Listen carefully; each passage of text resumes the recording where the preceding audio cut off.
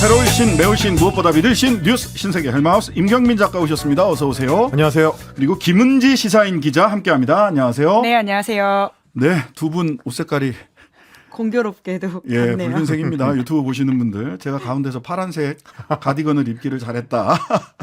빨간색 옷을 입고 왔으면 전부 다 셋 다 빨갈 뻔했는데요. 예, 유튜브로 보니까 이 모양새가 색깔의 배합이 아주 재밌습니다. 자, 청취율 조사 기간입니다. 1월 22일까지 진행되고요. 02로 시작하는 번호로 전화 가면 꼭 받아서 신장식의 뉴스 아이킥, 어제 뭐 들으셨어요? 신장식의 뉴스 아이킥 꼭 말씀해 주시고요. 오늘도 이벤트 진행됩니다. 그렇습니다. 오늘은 아이스크림을 10분께 보내드립니다. 생방송 중에 문자로 감상평이나 좋은 의견을 주시는 분들 중에서 10분을 뽑아서 아이스크림이 갑니다. 문자번호 샵 8001번, 짧은 문자는 50원이고요. 긴 문자는 100원의 정보 이용료가 발생합니다. 네, MBC 라디오 어플리케이션 미니로도 메시지 보내주시면 되고요. 지금 유튜브 댓글로 헬마는 커플룩 해명하라 막 이런 우연치 않게 이루어진 일입니다. 우연하게. 네, 우연하게 예, 이루어진 일입니다. 네, 네.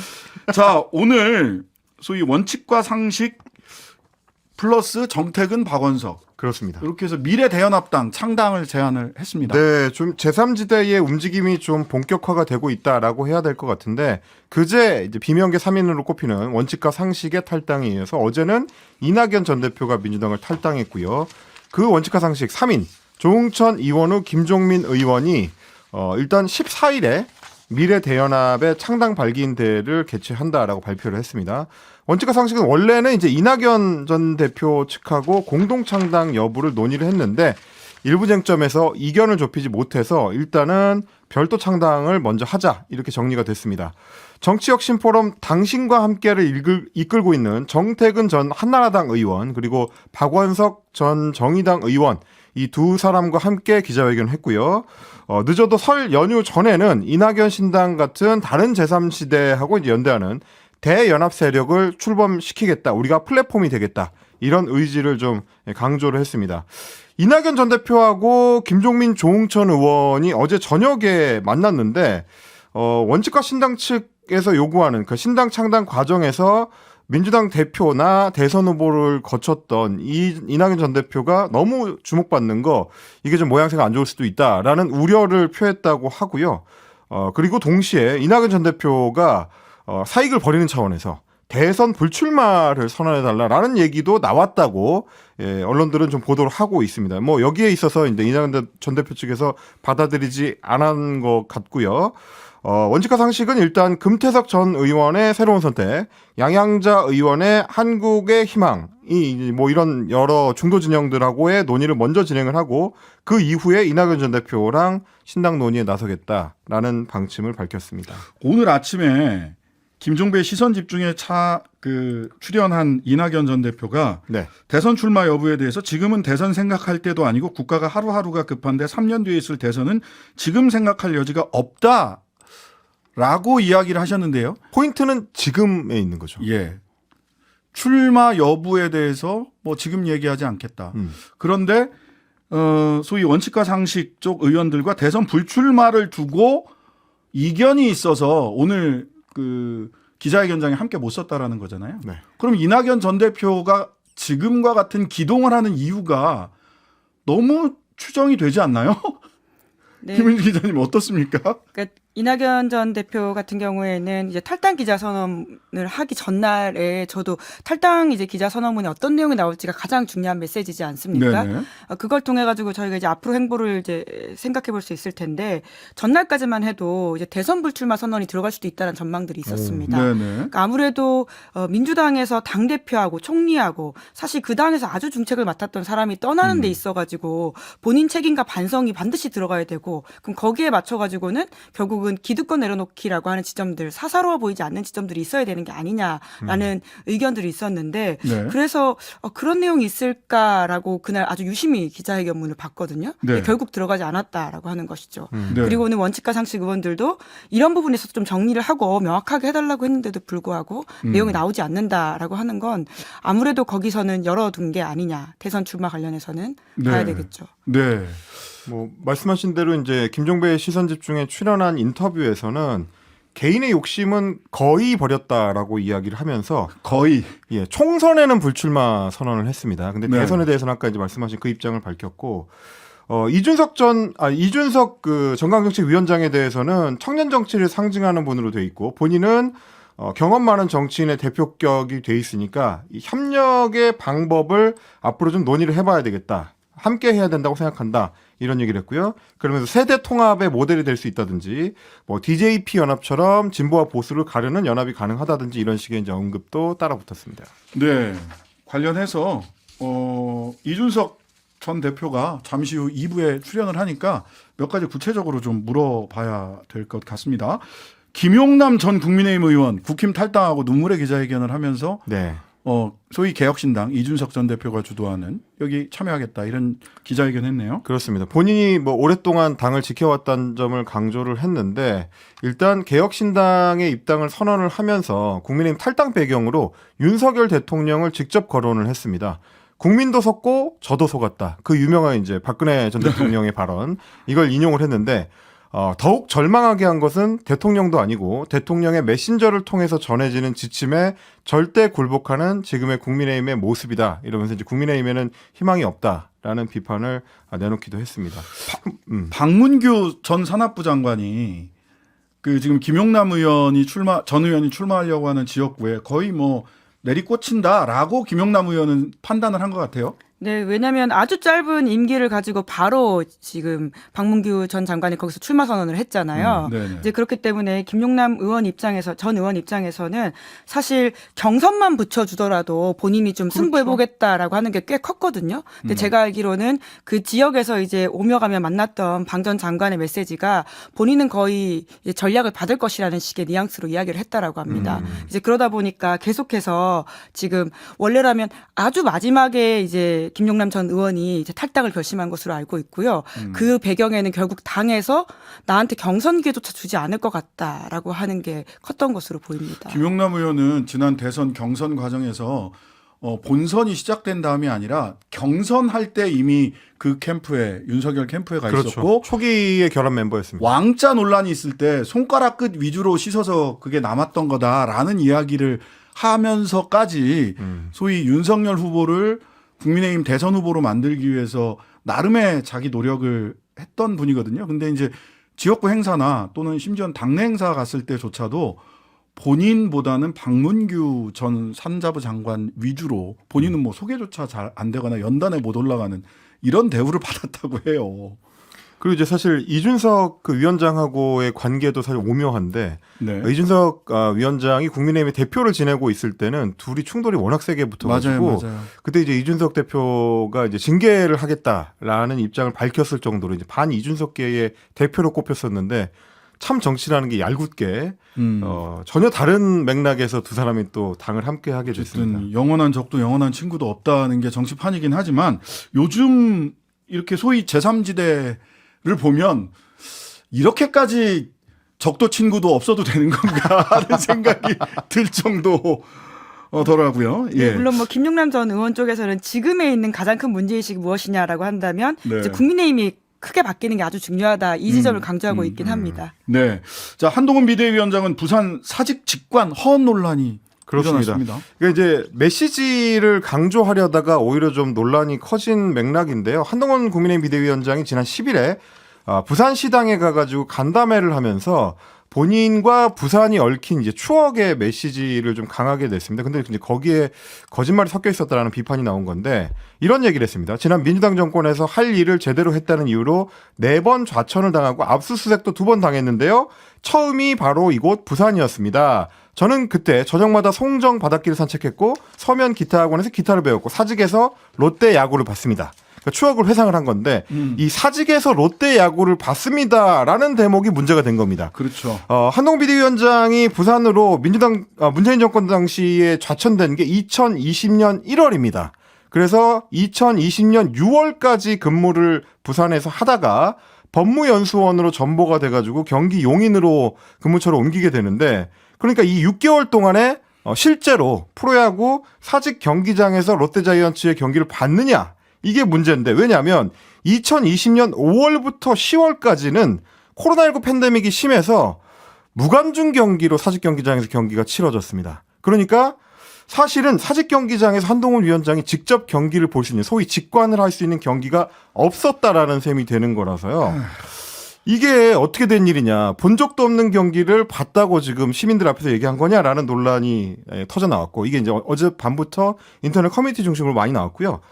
발언이 사실과 다르다는 지적이 나오니까 국민의힘에서는 이걸 의식했는지 오늘 오전에 기자들한테 2008년에 한동훈 위원장이 부산 사직구장에서 야구를 관람하는 사진을 공유를 했습니다.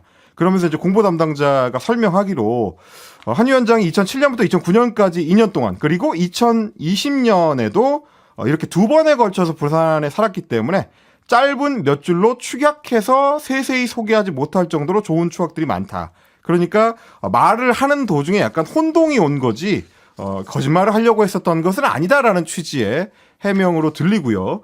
국민의힘의 한 관계자가 이제 추가로 내놓은 해명이 좀 재밌었는데 네. 사직에서 경기를 봤다고 했지 사직 운동장에서 사직 야구장에서 야구를 봤다고 하지는 않았다.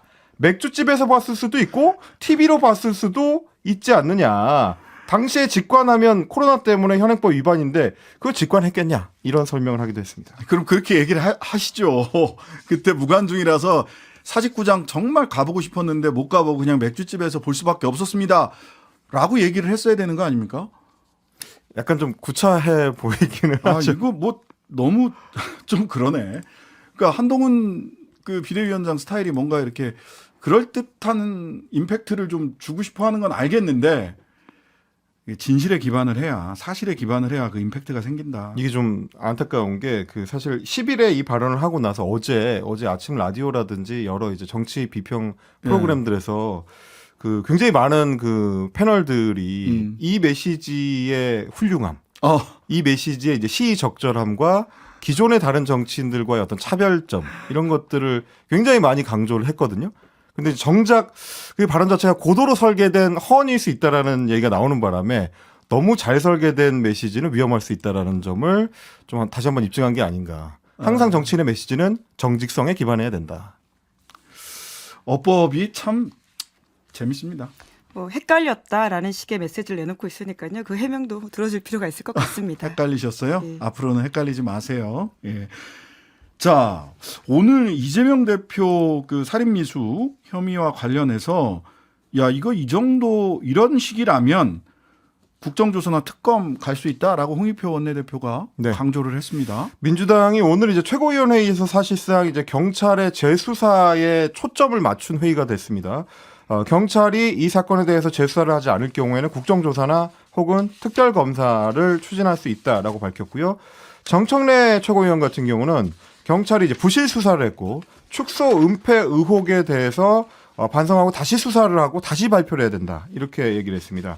그러면서 배후가 있는지 없는지도 철저하게 수사하길 바란다. 이제 이런 강조를 하기도 했고요. 그리고 박찬대 최고위원도 살인 미수범이 작성을 했다는 7,446자 분량의 변명문은 범행 동기가 뭔지 파악할 핵심 증거물인데 제대로 전문 공개를 거부하고 일부 내용만 추려 발표했다는 점을 또 강조하기도 했습니다. 민주당에서 지금 주장하고 있는 거는 검찰이 증거 확보라든지 현장 보존이라든지 이런 데에 있어서 굉장히 소홀했고 어떻게 보면 이제 일부러 사건을 축소하려는 듯한 수사를 한 거다. 이런 주장을 내놓고 있는데요. 오늘 이제 여러 그 매체를 통해서 경찰의 일종의 반박이 나왔습니다. 지금 민주당에서는 검찰이 증거 확보를 제대로 안 하려고 했다라고 주장하는데 그게 사실이 아니다. 예를 들면 이재명 대표가 당시에 입고 있었던 피 묻은 그 흰색 와이셔츠 이거를 오히려 우리 경찰이 폐기되기 직전에 극적으로 이제 수거를 했다.